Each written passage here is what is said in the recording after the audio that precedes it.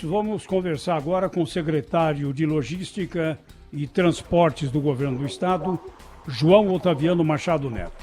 João Otaviano, muito bom dia. Qual é o foco principal da sua secretaria nesse momento, com tanta chuva que deixa praticamente isolada a Baixada Santista? Bom dia, Zé Paulo, bom dia, Rafael, bom dia, Zaidan, bom dia, Pedro, os ouvintes da Bandeirantes. Nós estamos focados agora, Zé Paulo, na parte terrestre ali, nos trechos de Bertioga, na Rio Santos ali. Nós temos 3 trechos com interdição parcial entre os quilômetros ali 220, mais ou menos, até o 240, né? Depois, naquele trecho que você tem da Balsa de Bertioga até o Guarujá, né, que é a rodovia SP-061, nós estamos com ela interditada totalmente por uma queda de árvore que levou a fiação elétrica. A concessionária, junto com o pessoal do DR, está liberando ali. E do outro lado, aqui na Anchieta Imigrantes, a Imigrantes está descendo normalmente, ela está com problema na chegada de Santos, onde tem uma área de alagamento bastante grande, né? E na Anchieta você tem 2 interdições, uma no sentido São Paulo e outra no sentido Santos. A do sentido Santos acabou de ser liberada agora na altura do quilômetro 40, mas está descendo com o comboio da Polícia Rodoviária por conta do excesso de caminhões. Depois, lá na Domênico Rangoni, no sentido do Guarujá, nós temos 2 trechos de interdição, esse logo no início aqui, onde você tem uma área grande e alagada, e depois lá na frente, na altura do quilômetro 254, já próximo do Guarujá, ela tem também uma interdição, mas há uma liberação de uma faixa de acostamento. Portanto, tem essas restrições todas nessa região. As balsas entre Santos e Guarujá estão operando normalmente, né? Tem um reforço operacional lá agora, e a única interdição mesmo com balsa é a Bertioga-Guarujá, por conta disso que eu falei a você, de uma árvore que caiu, levou a fiação elétrica naquela estrada que vai da balsa de Bertioga até o centro do Guarujá. Secretário Rafael, bom dia, tudo bem? Bom dia, Rafael, tudo bem, graças a Deus. E semana passada já foi uma semana bem difícil lá na Rio Santos, mais na região de São Sebastião, ali muita chuva, buraco na pista, né? Ainda não deu tempo de consertar tudo aquilo que aconteceu na semana passada, né? Olha, ali para cima, na região de São Sebastião, naquele trecho de Maresias, nós tivemos ali no quilômetro 258 e depois no 158, depois no 137, 2 escorregamentos grandes de encosta. Ela já está com liberação parcial no 158, tem lá uma área ainda que está com uma contenção provisória, porque por conta da chuva você tem o solo ainda muito encharcado e há um risco ainda remanescente de um escorregamento daquela área, não é? Mas nós estamos operando bem, a Tamoios está operando bem, e o trecho, por exemplo, do acesso a São Sebastião via a rodovia dos Tamoios está tranquilo, o sistema de balsa também, São Sebastião e Ilhabela também funcionando normalmente. O problema vem mais na direção sul, ali no trecho de Maresias, que foi o mais atingido pelas chuvas. Aliás, fortíssimas chuvas com volumes aí inimagináveis, né? Secretário João Otaviano, bom dia, ao Pedro Campos. Bom dia, Pedro. Queria perguntar para o senhor sobre deslizamentos de terra, né? Um dos motivos aí de interdição das nossas rodovias aqui é o que tem sido feito, o que vai ser feito aí para evitar esse problema nas próximas chuvas, hein, secretário? Olha, o que você pode fazer é minimizar alguns pontos, porque ali você não tem como fazer a contenção de todo aquele maciço. Infelizmente, ali você tem um ponto muito instável da Serra do Mar e você tem obras de contenção, mas são obras onde você tem os pontos de maior risco. Há um mapeamento de áreas de risco feito pelas equipes da Defesa Civil, do IPT, da concessionária, do DR, de maneira que você consegue interferir em alguns pontos que são os mais graves. Mas existem outros pontos que você vai ter que enfrentar realmente quando houver uma chuva dessa intensidade. O sistema todo está previsto para chuvas inferiores a 100 milímetros em 24 horas, o que já é uma chuva extremamente forte. e com volume muito alto. Então, nesse ponto, o que você tem? No sistema da Tamoios, você tem interdição, mesmo que não tenha havido o escorregamento, você tem uma interdição preventiva. Nos outros pontos todos, onde você já tem situações, vamos dizer assim, costumeiras e que são áreas de risco já mapeadas, já existem obras que estão sendo feitas.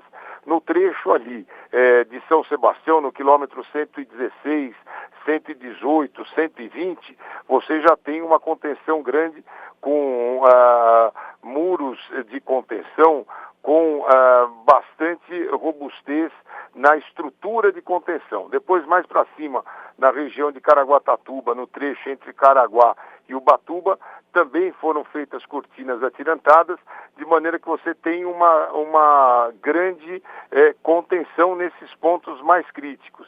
Mas isso não impede que outros pontos que não apresentavam criticidade agora tiveram escorregamento, como é o caso lá do 137, mais ou menos, próximo de Maresias, onde houve todo esse escorregamento nas últimas semanas. Portanto, as obras de contenção estão sendo feitas, né? E agora realmente dentro daquele limite técnico das chuvas de projeto que você pode trabalhar. Uma chuva como essa desta madrugada aqui, que em menos de 12 horas tivemos na Baixada Santista cerca de 270 milímetros, é uma chuva fora de padrão, é uma chuva, depois os técnicos vão estudar aí, é aquela chuva que talvez se repita a cada 100 anos, porque é uma chuva absolutamente fora de projeto. Então, as áreas onde a gente consegue mapear o risco, elas já estão com obras de contenção. Secretário, bom dia, é o Zaidan que está falando. Bom dia, Zaidan, como vai? Graças a Deus, tudo bem. Secretário, uma única dúvida, quem está no Guarujá só consegue sair pela balsa? Olha, nesse momento, a balsa sentido Santos é a melhor opção, mas ele vai encontrar a restrição do alagamento na saída de Santos. Então, provavelmente, ele terá muita dificuldade para pegar o sistema Anchieta Imigrantes. Ele vai conseguir se deslocar para o litoral sul, a Padre Manuel da Nóbrega, ali, Pedro Taques, sentido Itanhaém, Peruíbe, ela está operando sem problema. Mas a chegada em Santos e o acesso à Anchieta ali, ainda há na altura do Cubatão e na altura ali da chegada de Santos, um alagamento muito importante e que tem uma restrição praticamente total de acesso, né? Então é melhor que as pessoas não se locomovam, né, secretário? O melhor, Zé Paulo, é isso mesmo, aguardar um pouco. Ainda nós estamos num momento muito crítico agora pela manhã, o governador está aqui na sede da Defesa Civil aí, em contato com o Coronel Niacas, que já montou um gabinete de crise lá no Guarujá. O governador deve se deslocar para lá. Nós estamos trabalhando agora com essa ideia de que, nesse momento, na Baixada Santista, o melhor é evitar deslocamentos, porque há muitos pontos de restrição e pontos dentro das cidades também. Nós temos notícias de pontos de alagamento em São Vicente e em algumas áreas de Santos, e fora essa área mais atingida ali no Guarujá. Portanto, é um momento em que as pessoas, podendo evitar os deslocamentos, elas devem permanecer aí nos seus locais de residência, trabalho, onde já estão, e evitar os deslocamentos para as rodovias. Estamos conversando com o secretário de Logística e Transportes do Governo do Estado, João Otaviano. Para terminar, João Otaviano, qual é o apoio que o Governo do Estado pode dar às prefeituras atingidas? Olha, a Defesa Civil já se deslocou, o comando da Defesa Civil, o Coronel Walter Niacas, já está com um gabinete de crise lá no Guarujá. As estruturas locais estão recebendo reforço, quer dizer, que é justamente para você retirar pessoas de área de risco, junto com as prefeituras municipais, dar apoio de locais onde elas possam receber lá cobertor, colchão, algum alimento e tal, enquanto há essa crise. As estruturas, tanto das concessionárias aí da Ecovias, como do DR nas áreas, estão em campo para produzir o mais rápido possível as liberações, né? Corpo de Bombeiros, Polícia Militar, todo mundo está em campo agora para garantir segurança e garantir aí que as pessoas possam ter um apoio, principalmente para aqueles que sofreram estão desabrigados por conta dessas chuvas. Então, Zé Paulo, o governador determinou aí uma ação imediata e todas as equipes de campo estão trabalhando aí nos seus limites, aí, tanto que tivemos essa notícia trágica e triste de 2 bombeiros aí, um confirmado já, o óbito, e outro que está ainda desaparecido no soterramento no Guarujá. Mas o Estado está colocando junto às prefeituras tudo aquilo que precisa ser feito aí para que as pessoas sejam acolhidas e sejam protegidas aí dessa situação gravíssima que aconteceu na Baixada Santista essa madrugada.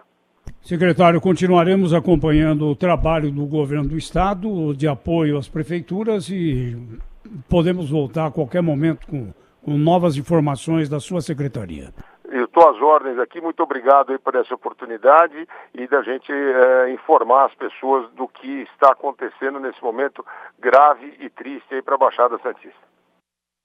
São 9h10, nós seguimos prestando serviço na programação da Rádio Bandeirantes depois desse temporal que deixa pelo menos por enquanto 10 mortos na Baixada Santista. Nós vamos até o litoral de São Paulo. O repórter Lucas Josino está a caminho. Da última vez que nós conversávamos, você estava na rodovia dos Imigrantes. E agora, Lucas?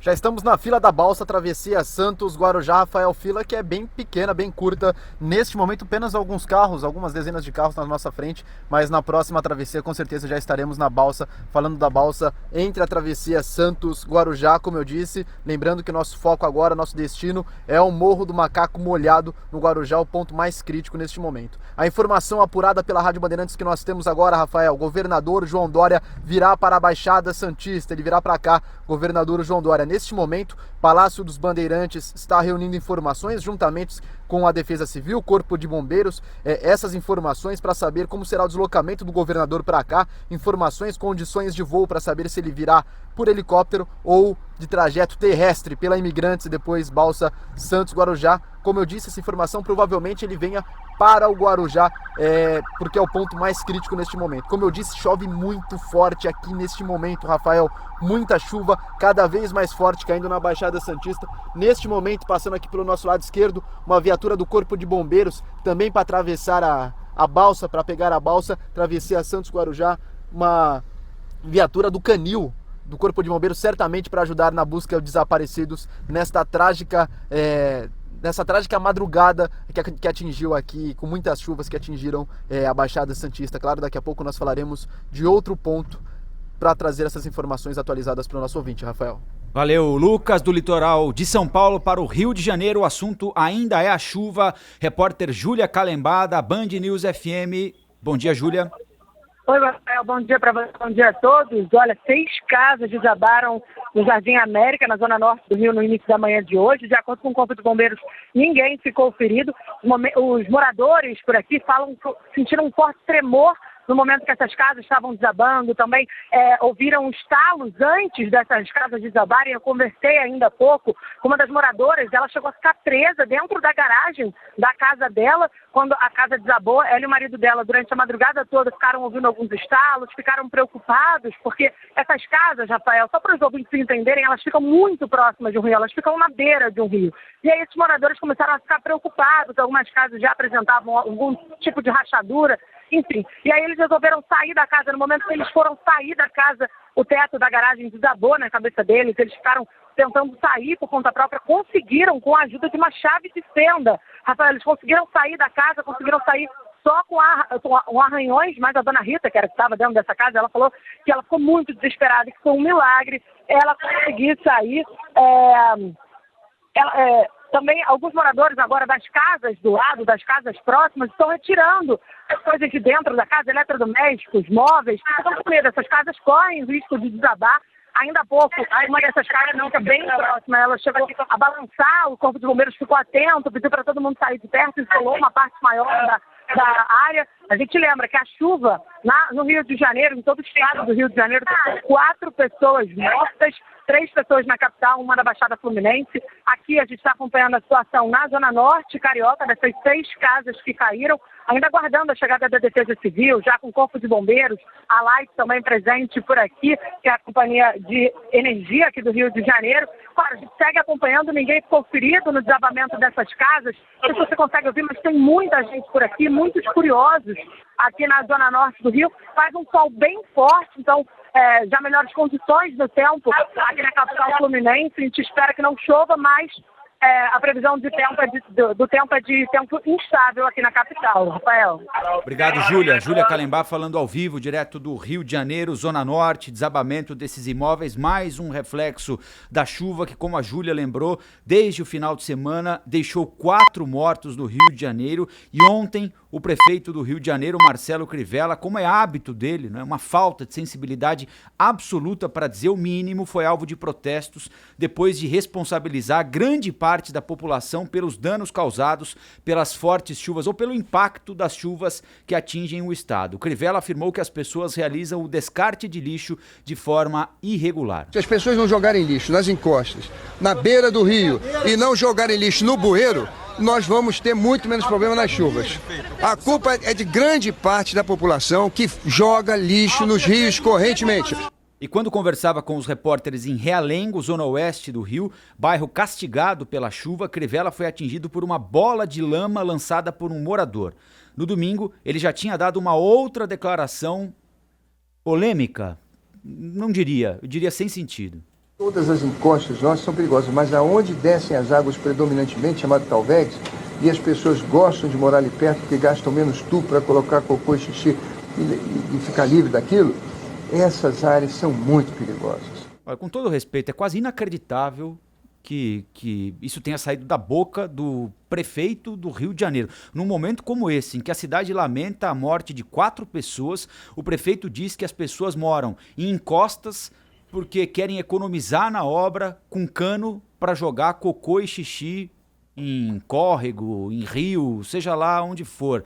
O prefeito economizou também nos encanamentos, tubos e conexões por onde circulam o bom senso, a empatia, não é? E acabou despejando pela boca aquilo que ele acusa os moradores de jogarem em rios e córregos do Rio de Janeiro.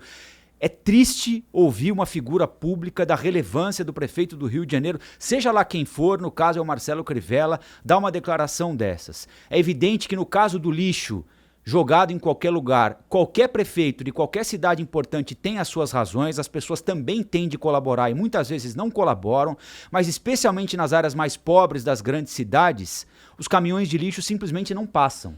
Ou quando passam com uma distância de tempo que ou a pessoa guarda o lixo dentro de casa ou ela põe na rua. E mais, isso não acontece só em área pobre, acontece em todas as regiões da cidade. Ontem, por exemplo, indo embora daqui, uma chuva danada, 11 da noite, a cidade quase que inteira na Zona Sul, percorrendo aqui Vereador João de Luca, Chucre Zaidan, vários sacos de lixo estourados no meio da rua por causa da chuva forte. O recomendável era que a prefeitura tivesse passado antes para recolher esses caminhões de lixo. Por alguma razão, não passou. Agora, culpar gente que mora em encosta de rio. O prefeito, o senhor acha que as pessoas moram em encosta de rio porque gostam? Ele acha. Alguém acha que criança com esgoto na canela tá ali porque o pai e a mãe acham que é bom economizar nos tubos e conexões que eles usaram para construir os barracos que eles moram, que vem abaixo com uma chuva um pouquinho mais forte? É inacreditável. Não, é ele inacreditável. Acha. A prova de que ele acha é que ele usou o verbo gostar. As pessoas gostam, ele disse. É claro que esse problema do lixo jogado em local inadequado é um problema, sim, da educação das pessoas, da maneira como as pessoas lidam com a vida pública, com a vida em comum. E isso acontece em todos os bairros, inclusive nos mais ricos de todas as cidades e também nos mais pobres. Agora, ninguém mora lá porque gosta. E segundo, a gente vive repetindo aqui que metade da população brasileira não tem rede de esgoto, não tem saneamento fundamental. Não tem.